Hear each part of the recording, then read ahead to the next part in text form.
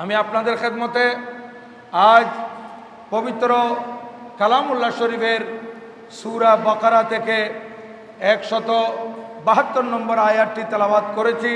হারাম বর্জন এবং হালাল উপার্জনের ফজিলতের উপর আলোচনা করার উদ্দেশ্যে এই আয়াতটি আমি তেলাওয়াত করেছি। শুধু এই আয়াত নয়, কোরআনুল করিমের বিভিন্ন সূরার মধ্যে আয়াত রয়েছে আল্লাহ জাল্লা শানহু মানুষদেরকে হালাল উপার্জনের তাকিদ দিয়েছেন। হালাল উপার্জন করার জন্য মানুষদেরকে বারবার বলেছেন যে তোমরা হালাল উপার্জন করো এবং হালাল খাদ্য গ্রহণ করো, হারাম বর্জন করো। আমি যে আয়াত তেলাওয়াত করেছি এই আয়াতের অর্থ হচ্ছে আল্লাহ জাল্লা শানহু ইরশাদ করেন, ইয়া আইয়ুহাল্লাযীনা আমানু, হে ঈমানদারগণ, কুলু, তোমরা খাও, মিন তাইয়্যিবাতি মা রাযাকনাকুম, আমি তোমাদেরকে যে পবিত্র রিজিকগুলো দিয়েছি, পবিত্র রিজিক, হালাল রিজিক, এগুলো তোমরা ভক্ষণ করো। ওয়াশকুরু লিল্লাহ, এবং আল্লাহ তাআলার কৃতজ্ঞ হও, আল্লাহ তাআলার শুকরিয়া আদায় করো। ইন কুনতুম ইয়াহু তা'বুদুন, যদি তোমরা তারও ইবাদত করো। তাহলে আমার আল্লাহ সুবহানাহু ওয়া তাআলা ঈমানদারদেরকে বলতেছেন হালাল উপার্জন এবং হালাল গ্রহণ করার জন্য, হালাল থেকে খাওয়ার জন্য এবং হালাল খাদ্য গ্রহণ করার পর আল্লাহ তাআলার শুকরিয়া আদায় করতে বলেছেন। তাহলে আমরা যখন আল্লাহ তাআলার দেওয়ার রিজিক, দুবেলা ভাত খাচ্ছি, দুবেলা নাস্তা করতেছি, হালাল খানা আমরা যখন খাবো, খানা শেষে আলহামদুলিল্লাহ বলা, আল্লাহ তাআলার শুকরিয়া আদায় করা, কোরআনে পাকের এই আয়াত দ্বারা বোঝা যাচ্ছে সেটা ওয়াজিব। হালাল রিজিক গ্রহণ করার পর আল্লাহ তাআলার শুকরিয়া আদায় করতে হবে। আয় আল্লাহ, আপনার দেওয়া রিজিক ভক্ষণ করলাম, আমার পেট ভরেছে, আল্লাহ আপনার শুকরিয়া আদায় করতেছি, আলহামদুলিল্লাহ। তাহলে এই হালাল উপার্জন এটা মানুষের ইবাদত বন্দেগী কবুল হওয়ার জন্য প্রথম শর্ত। আমরা দোয়া করি, আল্লাহর কাছে ফরিয়াদ করি, মুনাজাত করি, কান্নাকাটি করি, কিন্তু আমাদের দোয়া কবুল হচ্ছে না, আমাদের দোয়া গ্রহণ হচ্ছে না, আল্লাহর দরবারে আমরা মকবুল হচ্ছি না। কেন?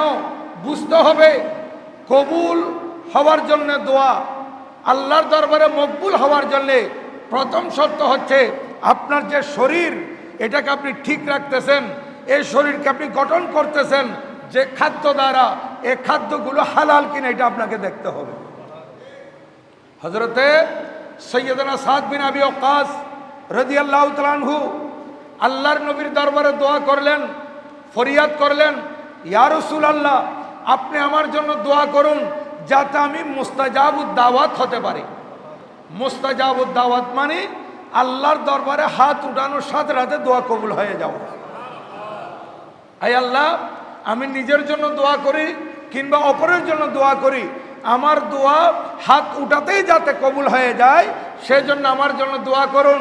আমার নবীজি বলেন, তুমি হালাল খাও, এই সাদ বিন আবি ওয়াক্কাস হালাল গ্রহণ করো, এই সাদ বিন আবি ওয়াক্কাস হালাল গাজা ভক্ষণ করো। আমার নবীজি বলেন, তুমি যখন হালাল খাবে, হালাল খাদ্য দ্বারা তোমার শরীর গঠন হবে, তাহলে তুমি অটোমেটিক মুস্তাজাবুদ দাওয়াত হয়ে যেতে পারবে। কি বোঝা গেল? এই হালাল ভক্ষণ এটা কত বড় নেয়ামত। আমার নামাজ কবুল হওয়ার জন্য, আমার ইবাদত কবুল হওয়ার জন্য সর্বপ্রথম প্রয়োজন হালাল ভক্ষণ করা।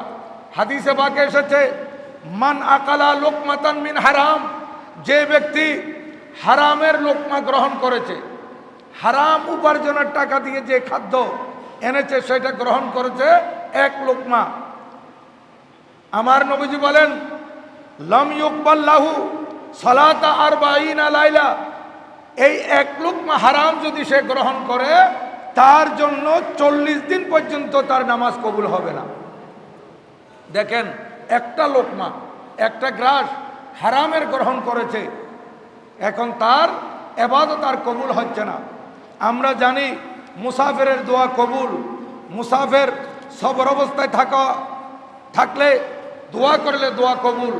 আমরা শুনেছি এবং হাদিসে পাকে পেয়েছি যে আল্লাহর পেয়ারা মাহবুব সাল্লাল্লাহু আলাইহি ওয়াসাল্লাম ইরশাদ করেছেন, 3 শ্রেণীর মানুষের দোয়া আল্লাহর দরবারে ফেরত হয় না, কবুল হয়ে যায়। তোর মধ্যে 1 নম্বর হচ্ছে মা বাবার দোয়া সন্তানের জন্য। মা বাবা যখন সন্তানের জন্য দোয়া করবেন, সেই দোয়ার সাথে সাথে কবুল। মা বাবা গুনাহগার হতে পারে, মা বাবা আল্লাহর দরবারে পাপী হতে পারে, কিন্তু সন্তানের জন্য নয়। সন্তানের জন্য এই গুনাহগার মা বাবা যদি দোয়া করে, তার দোয়া আল্লাহর দরবারে সন্তানের হকের মধ্যে আল্লাহ কবুল করবেন। মা বাবার দোয়া কবুল। 2 নম্বর মুসাফিরের দোয়া। সফর অবস্থায় আছে, ওই মুসাফির যদি আল্লাহর দরবারে দোয়া করে, তাহলে তার দোয়া আল্লাহর দরবারে কবুল হবে। 3 নম্বর মজলুমের দোয়া। যারা মজলুম, অত্যাচারিত, তাদের দোয়া আল্লাহর দরবারে কবুল। এবং হাদিসে পাকে এমনই এসেছে, লাইসা বাইনাহু ওয়া বাইনাল্লাহি হিজাব, তার এবং আল্লাহর দরবারে, কার? মজলুম এবং আল্লাহর মাঝখানে কোনো পার্টিশন থাকে না, দোয়া কবুল হয়ে যায়। কিন্তু তারপরও এত দোয়া মজলুমরা করতেছে, আমরা করতেছি, এগুলো কবুল হচ্ছে না কেন?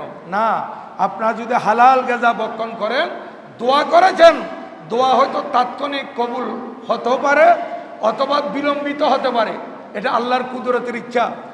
কিতাবের মধ্যে আছে, আপনি দোয়া করেছেন, মুহূর্তের মধ্যে আপনার দোয়া কবুল হয় নাই। কেন? যে আল্লাহ সুবহানাহু ওয়া তাআলা আপনাকে সামনে আরো কিছু সংকট থেকে উত্তোলন করার জন্য এই দোয়াটা জমা রেখে দিয়েছেন। অত সামনে আপনার উপর কোনো বিপদ আসবে, এই দোয়ার উসিলে আল্লাহ পাক সেই বিপদ থেকে আপনাকে রক্ষা করবে। অথবা এই দোয়ার ফল আপনি দুনিয়াতে পান নাই, এটা আখিরাতের জন্য আমার আল্লাহ জমা করে রাখবেন। আপনার এই দোয়া পরকালে আপনার কাজে আসবে, এটা বুঝে নিতে হবে। হযরত সাইয়্যিদনা আবু হুরায়রা রাদিয়াল্লাহু তাআলা থেকে বর্ণিত হাদিস, এটা মুসলিম শরীফের মধ্যে আছে, লম্বা হাদিস। আনাবি হুরায়রা রাদিয়াল্লাহু তাআলা قال قال رسول الله صلى الله تعالى عليه وسلم ان الله طيب لا يقبل الا طيبا। আল্লাহ সুবহানাহু ওয়া তাআলা পবিত্র, নবীজি ইরশাদ করতেছেন, মুসলিম শরীফের হাদিস, যে আল্লাহ সুবহানাহু ওয়া তাআলা তিনি পবিত্র, আল্লাহ পাক হে, বেআইব হে। আল্লাহ সুবহানাহু ওয়া তাআলা হচ্ছেন পবিত্র, লা ইয়াকবালু ইল্লা তাইয়্যিবান, পবিত্র ছাড়া আর কিছু আমার আল্লাহ গ্রহণ করেন না। অর্থাৎ অপবিত্র কিছু আমার আল্লাহ গ্রহণ করেন না, আল্লাহ সুবহানাহু ওয়া তাআলা কবুল করেন পবিত্র। এই পবিত্র হওয়ার জন্য আপনার লেবাস, আপনার শরীর পবিত্র হওয়ার জন্য হালাল উপার্জন লাগবে। এই জন্য নবীজি আরো বলেন, ওয়াইন্নাল্লাহা আমারাল মুমিনিনা বিমা আমারা বিহিল মুরসালিন। আল্লাহ জাল্লা শানুহু নির্দেশ দিয়েছেন ঈমানদারদেরকে, যে নির্দেশ আল্লাহ সুবহানাহু ওয়া তাআলা আল্লাহর প্রেরিত রাসূলগণকে দিয়েছেন। আল্লাহ তাআলার প্রেরিত রাসূলগণকে যেই নির্দেশ দিয়েছেন, সেই একই নির্দেশ দিয়েছেন আল্লাহ পাক ঈমানদারদেরকে। নবীজি ইরশাদ করতেছেন, তো আল্লাহ সুবহানাহু ওয়া তাআলা রাসূলগণ নবীগণকে কি নির্দেশ দিয়েছেন? ফাকালা ইয়া আইয়ুহার রাসূল কুলু মিনাত তাইয়্যিবাত ওয়া আমিলু সালিহা ওয়া আমালু সালিহা। আল্লাহ জাল্লা শানুহু ইরশাদ করেন, হে আমার রাসূলগণ, হে আমার প্রেরিত রাসূলগণ, কুলু মিনাত তাইয়্যিবাত, আপনারা হালাল গ্রহণ করুন। রাসূলগণকে আল্লাহ পাক নির্দেশ দিয়েছেন, হালাল গাজা গ্রহণ করুন, হালাল খাদ্য গ্রহণ করুন। ওয়া আমালু সালিহা, এবং আপনারা নেক আমল করুন। তাহলে দেখেন, নেক আমল, ভালো কাজ, এটা পরে বলেছেন, আগে বলেছেন হালাল রিজিকের কথা। হালাল রিজিক গ্রহণ করুন এবং ভালো আমল করুন, এই নির্দেশ আল্লাহ সুবহানাহু ওয়া তাআলা রাসূলগণকে দিয়েছেন। আর এইদিকে ঈমানদারদেরকে কি বলতেছেন? আমি যে আয়াত তেলাওয়াত করেছি, এই আয়াতের মধ্যে আল্লাহ সুবহানাহু ওয়া তাআলা ঈমানদারদেরকে বলেছেন, ইয়া আইয়ুহাল্লাযীনা আমানু কুলু মিন তাইয়্যিবাতি মা রাযাকনাকুম, এই ঈমানদাররা তোমরা খাও পবিত্র থেকে যা আমি তোমাদেরকে রিজিক দিয়েছি। আমার দেওয়া পবিত্র রিজিক থেকে তোমরা খাও। তাহলে আল্লাহ সুবহানাহু ওয়া তাআলা শুধু আমাদেরকে নির্দেশ দেন না পবিত্র খাওয়ার জন্য, পবিত্রতা গ্রহণ করার জন্য, পবিত্র রিজিক অন্বেষণের জন্য। এটা শুধু আমাদের প্রতি নির্দেশ নয়, এগুলো সমস্ত রসুলদের প্রতি নির্দেশ ছিল। তাহলে পবিত্রতা এটা কত বড় জরুরি জিনিস। পবিত্র রিজিক অর্জন করা, হালাল রিজিক অর্জন করা। হালাল হাদিসে পাকের মধ্যে আছে, এটা বর্ণিত আছে, ইন্নাল হালালা বাইয়িনুন ওয়াল হারামা বাইয়িনুন ওয়া মা বাইনাহুমা মুস্তাবিহাত।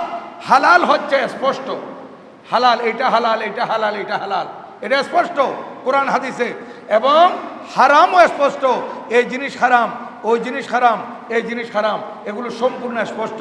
এবং হালাল এবং হারামের মাঝখানে যেটা আছে এটাকে বলা হয় মুস্তাবিহাত, সন্দেহযুক্ত। হালাল নাকি হারাম, আল্লাহর ওলিগণ সন্দেহযুক্ত কোনো কিছু থাকলে সেইটাও বাদ দিয়ে দিতেন।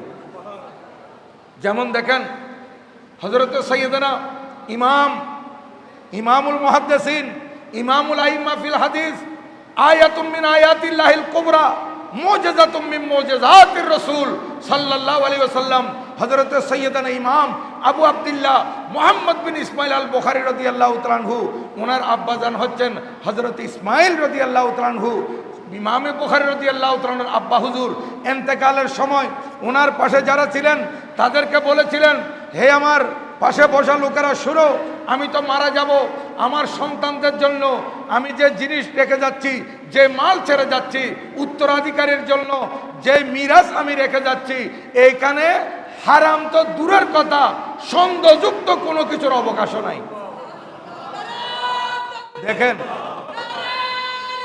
ইয়া রাসূলুল্লাহ সাল্লাল্লাহু আলাইহি ওয়াসাল্লাম, ইয়া গৌসুল আজম দস্তগীর জিন্দাবাদ, জিন্দাবাদ। এখানে হালাল ছাড়া যেগুলা মুস্তাবিহাত, সন্দেহযুক্ত, এগুলো পর্যন্ত নাই। অর্থাৎ দুনিয়াবাসীকে শিক্ষা দিলেন, আমি আমার উত্তরাধিকারের জন্য যেই খাদ্য রেখে যাচ্ছি এগুলো সম্পূর্ণ হালাল, 100% হালাল উপার্জন আমি আমার সন্তানদের জন্য ছেড়ে যাচ্ছি। আজ যে হযরত ইসমাইল রাদিয়াল্লাহু তাআলা আনহু ইমামে বুখারী রাদিয়াল্লাহু তাআলা আব্বা হুজুর ইমাম বুখারী রাদিয়াল্লাহু তাআলার জন্য হালাল রিজিক ছেড়ে গেছেন, আর সে হালাল গ্রহণ করে ইমাম বুখারী হয়েছে, এত বড় হাদিসের ইমাম হয়েছেন। এবং আজ যে অনন্য খেদমত ইমামে বুখারী করে গেছেন, বুখারী শরীফ লিখে, যে বুখারী শরীফ আসমানের নিচে জমিনের উপরে আল্লাহ তাআলার বাণী 30 পারা কালামুল্লাহ শরীফের পরের স্থান। এবং যেই বুখারী শরীফকে আমার নবীজি নিজের কিতাব বলেছেন, অথচ আমার নবীজির ইন্তেকালের আরো কত বছর পরে, দেখেন প্রায় 100 বছর পরে এই কিতাব লেখা হয়েছে। আমার নবীজি দুনিয়া থেকে পর্দা করার 100 বছর পরে এই কিতাবখানা লেখা হয়েছে। তারপরও হযরত সৈয়দনা ইমামে বুখারী রাদিয়াল্লাহু তাআলা আনহু আজকে 100 নয়, প্রায় 200 বছর পর, প্রায় 200 বছর পর এই বুখারী শরীফ লেখা হয়েছে। আর ইমামে বুখারী রাদিয়াল্লাহু তাআলা আনহু বুখারী শরীফ লেখে শেষ করেছেন, আর আমার নবীজি এই বুখারী শরীফকে নিজের কিতাব বলেছেন। আর সেই কিতাবের লেখক ইমামে আবু আব্দুল্লাহ মুহাম্মদ বিন ইসমাইল আল বুখারী রাদিয়াল্লাহু তাআলা আনহু, এই ইমামে বুখারী রাদিয়াল্লাহু তাআলার আব্বা হুজুর ওনার জন্য যে মিরাস রেখে গেছেন এগুলো একেবারে 100% হালাল। তাহলে আমরা যে উপার্জন করতেছি আমাদেরকে লক্ষ্য রাখতে হবে আমরা কোনো হারাম স্পর্শ করছি কিনা, এবং হারাম কিছু কামাই করছি কিনা, আমি নিজে কোনো হারামের কিছু খাচ্ছি কিনা, আমার পরিবার পরিজনকে হারাম খাওয়াচ্ছি কিনা, কিংবা আমি যেই মিরাজ রেখে যাব, যে তরকা রেখে যাব, এই তরকাগুলো আমি হালাল উপার্জন থেকে রেখে যাচ্ছি কিনা, এগুলো আমাদেরকে অবশ্যই যাচাই বাছাই করতে হবে। আমি যদি হারাম থেকে কিছু উপার্জন করি, হারাম উপার্জনের মাধ্যমে আমি নিজেও শরীর গঠন করলাম, খানা খেয়ে হারাম খানা, নিজের সন্তানদেরকেও হারাম খানা খাওয়ালাম, তো আমার নবীজি ইরশাদ করেন, ওয়াল কুল্লু লাহমিন নাবাতা মিনা সুহুদ আউলা বিন আউলা নারু বিহি, যে শরীর আপনার যে গোশত হারাম খাদ্য দিয়ে গঠিত হয়েছে, এই শরীরটা জাহান্নামের জন্য উপযুক্ত। নাউজুবিল্লাহ। যে শরীর, আমার শরীর যদি হারাম খানাকেই এটা গঠিত হয়ে থাকে, এই শরীর জাহান্নামের জন্য উপযুক্ত।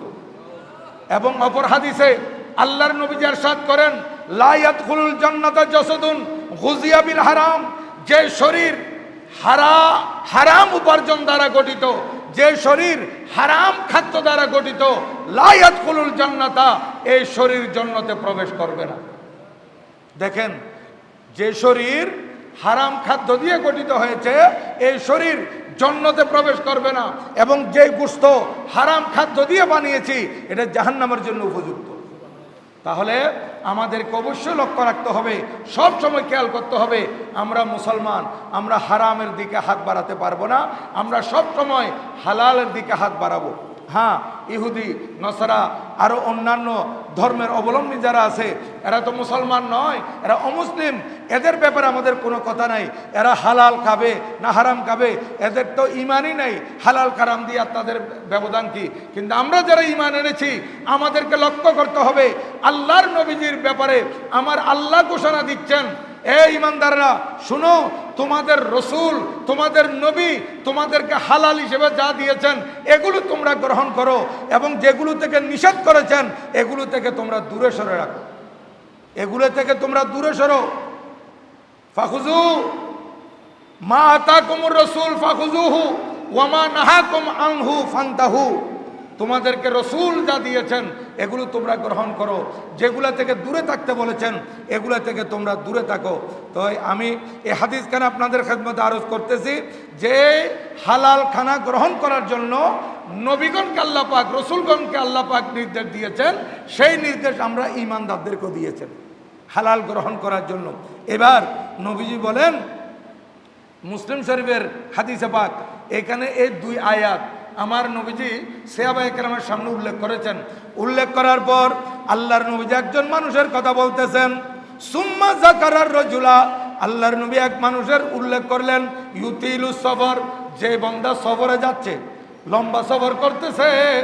আমরা যখন সফর করি, এখন না আধুনিক যুগ, আমরা এক ফ্লাইট থেকে আরেক ফ্লাইটে চলে গেলাম, ফ্লাইট থেকে আমি যেখানে নামলাম সেখান থেকে এয়ারপোর্টের ভিতর ঢুকলাম, সেখানেও এসি, বিমানের মধ্যে এসি, আবার আরেকটা বিমান উঠলাম, সেখানেও এসি, আবার সেখান থেকে যেখানে গেলাম সেখানেও এসি রুম। আমার শরীর, আমার কাপড় ধুলাবালি লাগে নাই, একদম ফ্রেশ। কিন্তু আগেকার যুগে যখন এই ধরনের ব্যবস্থা ছিল না, উঠে করে যেত, ঘোড়ায় করে যেত, এভাবে হেঁটে যেত, তখন ধুলাবালি, তাদের শরীর একেবারে এই ধুলাবালি লেগে থাকতো, মাথার চুল এলোমেলো হয়ে যেত।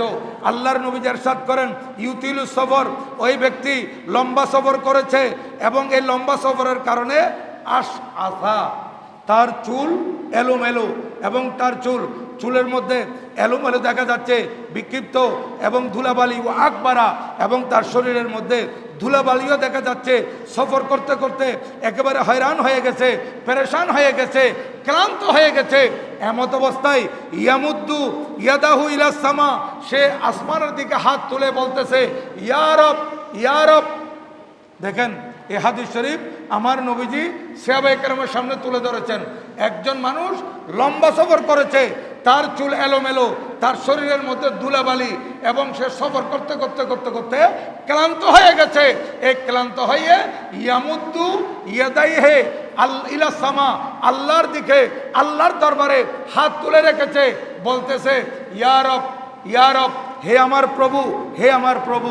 নবীজি বলতেছেন, এত সফর করতেছে, মুসাফিরের দোয়া কবুল, কিন্তু লম্বা সফর করার পরও আল্লাহর দরবারে সে ক্লান্ত হয়ে দোয়া করতেছে, তার দোয়া কবুল হচ্ছে না। কেন জানো? আল্লাহর নবী ইরশাদ করেন, মাতআমুহু হারাম, তার খাদ্য হারামের, ওয়া মাশরাবুহু হারাম, তার পানীয়, সে পানি পান করতেছে, এগুলো হারামের, ওয়া মালবাসুহু হারাম, এবং সে পোশাক পরিধান করেছে, সেই পোশাকও হারামের পোশাক। তারপর ওয়াগুজিয়া বিল হারাম, সে উপার্জন যেগুলা করছে, উপার্জনগুলো তার হারামের। যে ব্যক্তি হারাম খাদ্য খাচ্ছে, যে ব্যক্তি হারাম পানীয় পান করতেছে এবং যে ব্যক্তি হারামের উপার্জিত টাকা দিয়ে পোশাক ক্রয় করেছে এবং যে ব্যক্তি হারাম উপার্জন করেছে আন্না ইউস্তাজাবু লিযালিক, সুতরাং এই দ্বারা আল্লাহ পাক সুবহানাহু ওয়া তাআলা তার দোয়া কিভাবে কবুল করবেন আর তার দোয়া কিভাবে আল্লাহর দরবারে কবুল হবে।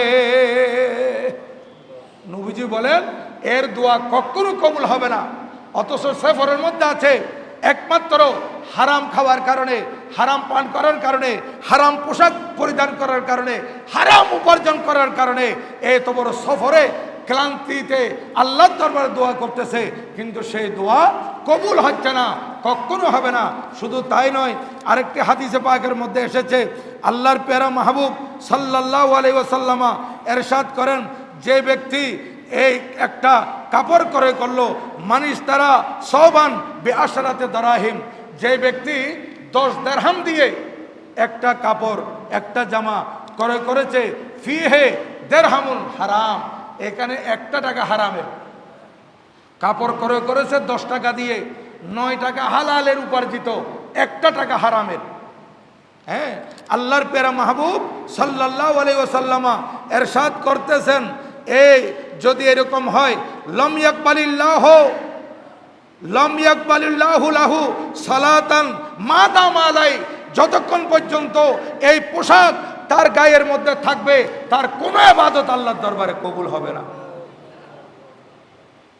10 টাকা দিয়ে ক্রয় করছে, 10 টাকা, এখানে 10 দিরহাম আসছে আর কি হাদিসে পাকে। আমি আপনাদেরকে বোঝানোর জন্য এটা আমি বলি, আপনি হয়তো 2000 টাকা দিয়ে কিনছেন অথবা 1000 টাকা দিয়ে একটা পাঞ্জাবি কিনছেন, 1000 টাকার পাঞ্জাবি, 1000 টাকার জামা, সেইখানে মনে করেন 100 টাকা হারামের, 900 টাকা পবিত্র হালাল উপার্জিত।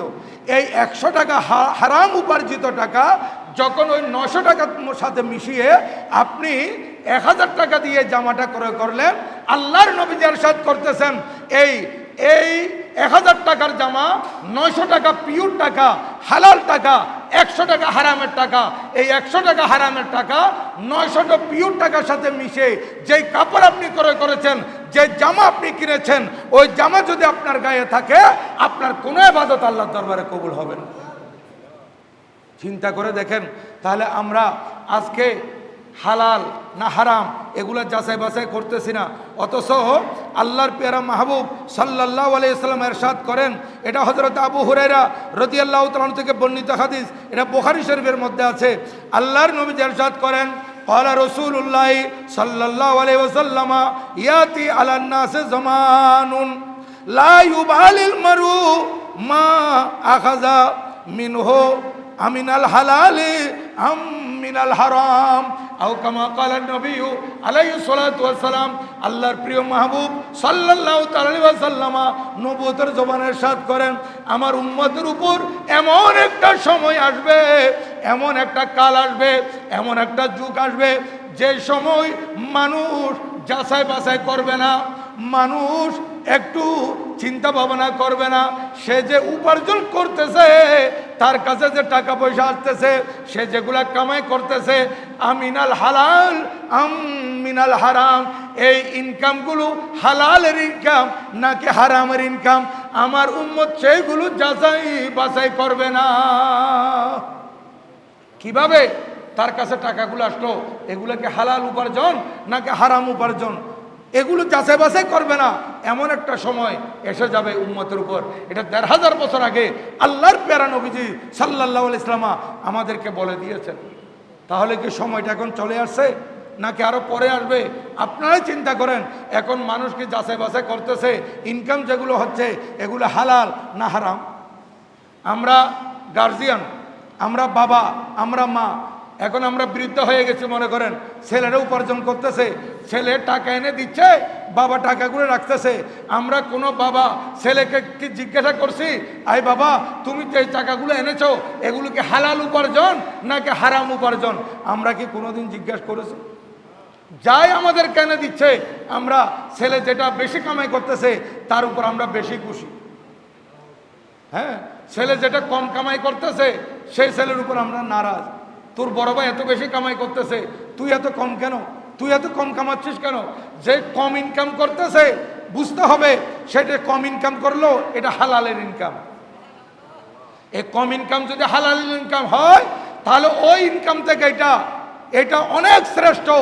ওই ইনকামের সাথে এর কোনো তুলনা হয় না যে ইনকামের মধ্যে হালাল হারাম মিশ্রিত আছে। হালাল হারাম মিশ্রিত উপার্জনের চাইতে কম টাকা ইনকাম করে আপনি জীবিকা নির্বাহ করুন, নিজের পরিবার পরিজনকে চালান, এটার মধ্যে আপনার শান্তি হবে, এটার মধ্যে দুনিয়া আখিরাত আপনার সুন্দর হবে, এটার মধ্যে আল্লাহ পাক সুবহানাহু ওয়া তাআলা খুশি হবেন। আরে আল্লাহর ওলিরা হারাম তো দূরের কথা, কোনো একটা মোস্তাবা জিনিস হালাল না হারাম এই ধরনের কিছু ওনারা গ্রহণ করেন নাই। কিতাবের মধ্যে আসতেছে হযরত ইব্রাহিম আদহাম রাদিয়াল্লাহু তাআলা আনহু বলকের বাদশা ছিলেন, বাদশাহী ছেড়ে দিয়েছেন। হযরত ইব্রাহিম আদহাম রাদিয়াল্লাহু তাআলা আনহু উনি আল্লাহর ঘর বাইতুল মাকদাসের মধ্যে এক কন্যারে বসে ইবাদত করতেছেন। 40 দিন ধরে ওনার ইবাদতের কোনো স্বাদ নাই। দেখেন আল্লাহর ওলিরা ইবাদত করেন, ওনারা ইবাদতের মজাও গ্রহণ করেন, ইবাদতের স্বাদও গ্রহণ করেন। আজকে এখানে অনেক মুসল্লি আছে, আমার মুরব্বী মুসল্লিরা আসরের নামাজে আসে, মাগরিবের সময় যায়, তা আপনি একেবারে মসজিদে বসে আছেন, তাহলে বুঝতে হবে ওনাদের কাছে ইবাদতের স্বাদটা লাগতেছে, ইবাদতের মজা কি এটা ওনারা অনুভব করতেছেন। এই জন্য ওনারা একটা নামাজের পর আরেকটা নামাজের জন্য অপেক্ষা করতেছে। আর অনেক মানুষ আছে যারা ইবাদতের মজা পায় না, তারা মসজিদে আসতে চায় না। ইবাদতের স্বাদ যখন লেগে যাবে, ইবাদতের মজা যখন আপনি পেয়ে যাবেন, তখন আপনি কোনোদিন ইবাদত ছাড়তে পারবেন না। আপনি বাজমাত নামাজ পড়বেন, যদি বাজমাত ইবাদত করার মজা আপনার মধ্যে এসে যায়, স্বাদ আপনি গ্রহণ করতে পারেন। কিন্তু এই 40 দিন পর্যন্ত হযরত ইব্রাহিম আদহাম রাদিয়াল্লাহু তাআলা আনহুর ইবাদতের স্বাদ চলে গেছে। ইবাদতের মধ্যে কোনো লজ্জত, কোনো মজা উনি অনুভব করতে পারছেন না। কিন্তু ইবাদত ছাড়েন নাই, 5 ওয়াক্ত নামাজ ঠিকভাবে পড়ে যাচ্ছেন, নফল নামাজ আদায় করতেছেন, নফল রোজা রাখতেছেন, কিন্তু উনি মনের মধ্যে ইবাদতের স্বাদটা পাচ্ছেন না। এখন বাইতুল মাকদাসের এক কোনায় বসে উনি ইবাদত করতেছেন, ঘুম আসতেছে না। হ্যাঁ, আমার কি হলো, আজকে 40 দিন পর্যন্ত আমি ইবাদত করে ইবাদতের স্বাদ পাচ্ছি না, এর আগে আমি ইবাদতের স্বাদ পেয়েছিলাম, এই 40 দিন আমার কি হয়ে গেল। উনি এই চিন্তা করে করে মসজিদে আকসা বাইতুল মাকদাসের এক কোনায় ইবাদত করতেছেন। রাত যখন গভীর হলো, উনি দেখতে পেলেন একজন বৃদ্ধ মানুষ একেবারে সাদা পোশাক পরিহিত এবং ওনার সাথে আরও 40 জন যুবক সাদা পোশাক পরিহিত, ওরা বাইতুল মাকদাসের ভিতর প্রবেশ করেছে। রাত গভীর, একেবারে সোজা প্রবেশ করে ওনারা মেহরাবের দিকে চলে আসছেন এবং সেখানে নফল নামাজ পড়তেছেন। নফল নামাজ পড়ার পর ওনারা এই বাইতুল মাকদাসের দেওয়ালের দিকে পিঠ লাগিয়ে বসেছেন। যেমন এখন আপনারা পশ্চিমমুখী হয়ে বসেছেন, কোনো কারণে এখানে মাহফিল হচ্ছে, তাহলে কিছু পশ্চিমমুখী হয়ে বসবে আর কিছু দেয়ালের দিকে পিঠ দিয়ে পূর্ব দিক হয়ে বসে না, এরকম পূর্ব দিক হয়ে মনে করেন ওনারা বসেছেন। বসার পর ওখানে একজন যুবক বলতেছেন, আমাদের এখানে এমন এক ব্যক্তি আছেন যিনি আমাদের ভিতর নাই। আমাদের এইখানে এই মসজিদে এমন এক ব্যক্তি আছেন যিনি আমাদের ভিতর থেকে নয়, উনি ইবাদতের স্বাদ গ্রহণ করতে পারতেছেন না।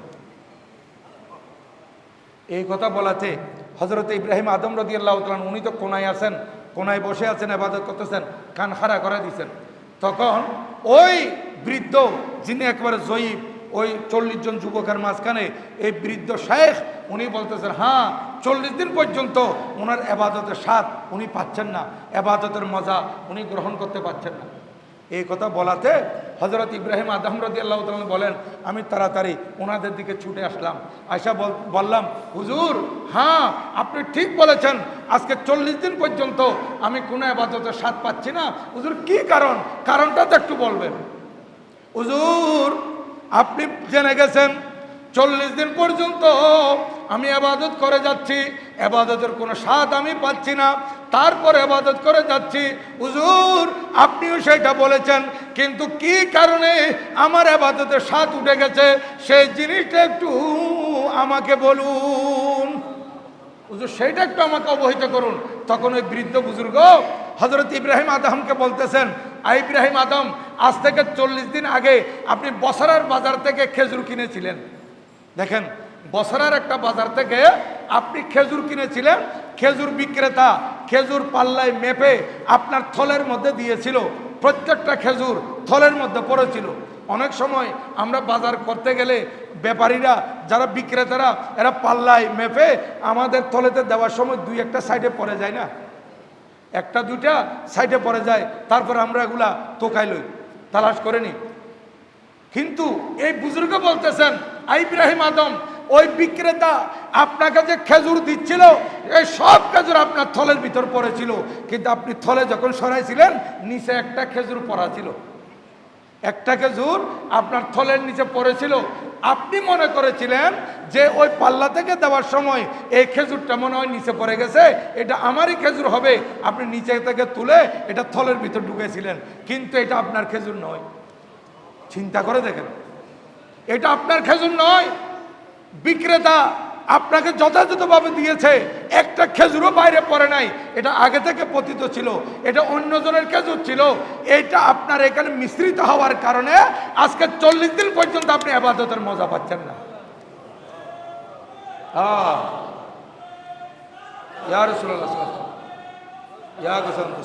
দেখেন এই যে 40 দিন পর্যন্ত ইবাদতের স্বাদ উঠে গেছে, এই একটা জিনিস, একটা খেজুর যেটা ওনার নয় অন্যের, কিন্তু ওনার মনে করে উনি ঢুকানোর কারণে 40 দিন পর্যন্ত উনি ইবাদতের স্বাদ পাচ্ছেন না।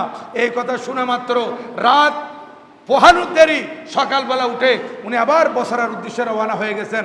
যে দোকান থেকে উনি খেজুর নিয়েছেন সেইখানে এসেছেন, ওই সওদাগরের সাথে কথা বলেছেন এবং ওই সওদাগর থেকে একটা খেজুর নিচে পতিত ছিল, এটা যে উনি ওনার মনে করে ঢুকেছেন, এই জন্য ওই সওদাগর থেকে উনি ক্ষমা চেয়ে নিয়েছেন। হযরত ইব্রাহিম আদম রাদিয়াল্লাহু তাআলা আনহু এই ক্ষমা চাওয়ার পর থেকে ওনার ইবাদতের স্বাদ আবার এসে গেছে। এবার চিন্তা করেন হালাল রিজিকের কত গুরুত্ব, হালাল রিজিকের কত দাম।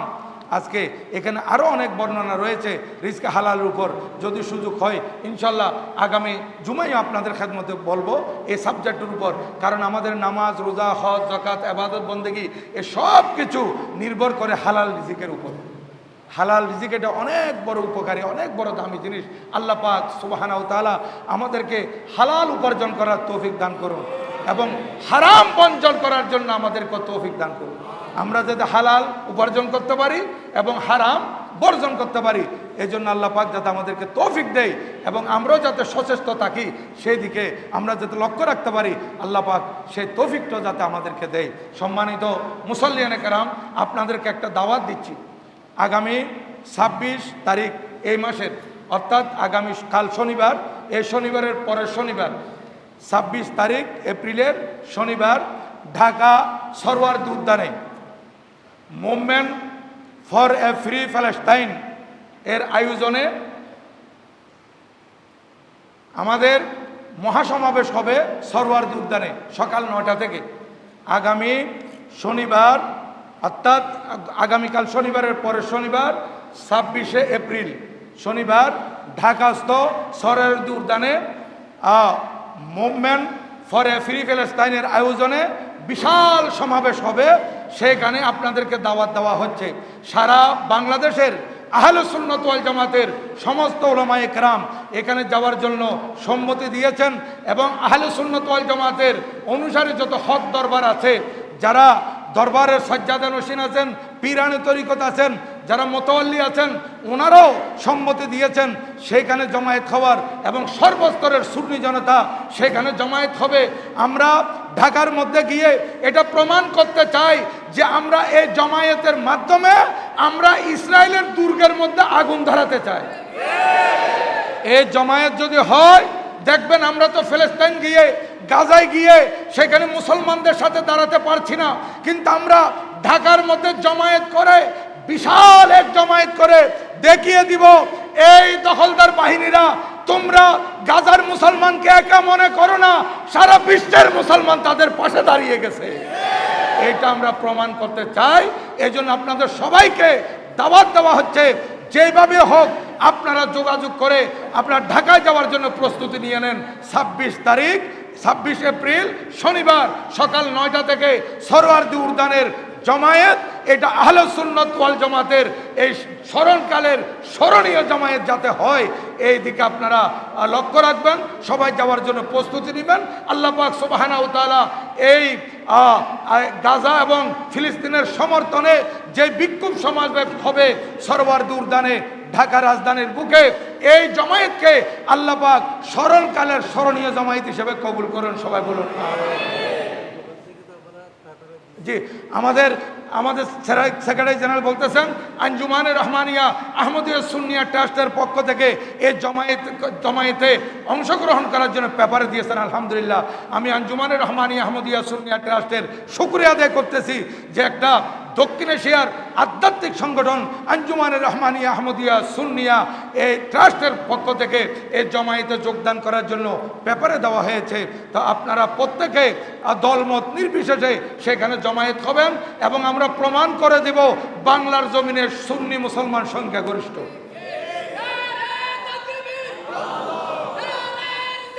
ইয়া রাসূলুল্লাহ সাল্লাল্লাহু আলাইহি ওয়াসাল্লাম, ইয়া গৌসুল আজম দস্তগীর, জিন্দাবাদ জিন্দাবাদ। যাই হোক, আমরা এখানে আমরা যাব ইনশাল্লাহ। আপনারা প্রত্যেকে ইমানি দায়িত্ব মনে করবেন, এটা ইমানি দায়িত্ব মনে করে আপনারা যাবেন, যেটা একটা মামুলি ব্যাপার নয়। দেখেন আঞ্জুমানে রহমানিয়া আহমদিয়া সুন্নিয়া ট্রাস্টের পক্ষ থেকে পেপারে দেওয়া হয়েছে, এটার কত বেশি গুরুত্ব দেখেন। আজকে বিভিন্ন দরবার থেকে পেপারে দেওয়া হচ্ছে এবং ফেসবুকে ইউটিউবে দেওয়া হচ্ছে, আর বিশেষ করে দাওয়াত দেওয়া হচ্ছে প্রত্যেক দরবারের পীরানে এজামগণ, প্রত্যেক দরবারের সজ্জাদে নসীনগণ ওনাদের মুরিদদেরকে বলতেছেন যারা যেখানে আসে সেখান থেকে ছুটে আসার জন্য রাজধানী ঢাকার বুকে 26শে এপ্রিল শনিবার। আল্লাহ পাক সুবহানাহু ওয়া তাআলা সর্বস্তরের মানুষের এই জমায়েতকে কবুল আর মঞ্জুর করুন, আমিন। ওয়া মা আলাইনা ইল্লাল বালাগ। ওয়া আসসালামু আলাইকুম ওয়া রাহমাতুল্লাহি তাআলা ওয়া বারাকাতুহু।